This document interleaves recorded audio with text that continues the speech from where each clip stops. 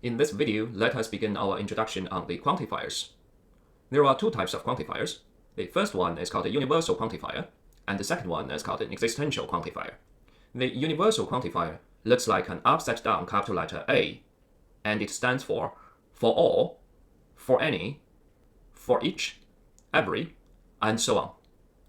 On the other hand, the existential quantifier looks like a backward capital letter E, and it stands for there exists, for some, for certain, at least one, and so on. The good news is that in predicate logic, we can combine the quantifiers with predicates to generate meaningful mathematical propositions. To this end, let us assume that a domain of discourse denoted by D is given. Moreover, we have a predicate, namely P. Recall that when we apply the predicate to a constant term, we will achieve a formula which bears a truth value. However, if we apply our predicate to a variable, then the resulted formula, although it is well-defined, in general will not bear any truth value as there involves a free variable. Now, we can use our quantifiers to bound those free variables, so that these formulas finally become mathematical propositions. More precisely speaking, we can discuss the universal statement, which reads, for all x, px.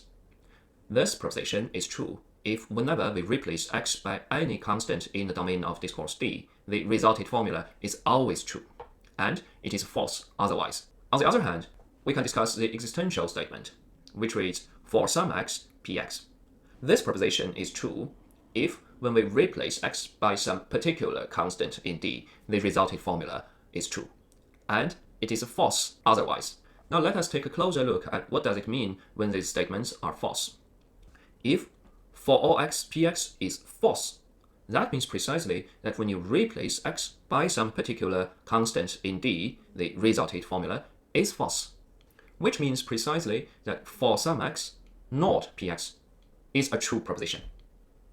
Similarly, when for some x, px is a false statement, that means no matter which constant that we use to replace x, px is always false, which is equivalent of saying for all x, not px, is a true statement. Such negations of quantified statements are very important, and we're going to use them again and again in the following discussion. Now let us study a very simple example. Let us assume that the domain of discourse D consists of two cats, Mochi and Chui, and let P stands for the predicate is a ginger cat. When we apply P to a variable x, it results in a formula x is a ginger cat. Of course, at this moment, it doesn't really make sense to discuss its truth or falsity because we don't know what is x. X is merely a symbol. However, when combined with quantifiers, it becomes a different story. For example, the universal statement for all x, px reads every cat is a ginger cat. Its negation then becomes some cat is not a ginger cat. Similarly, the existential statement for some x, px reads some cat is a ginger cat, and its negation becomes no cat is a ginger cat. Now, based on our domain of discourse, we notice that for all x, px is false because Mochi is not a ginger cat. On the other hand, for some x, px is true because Chui is indeed a ginger cat.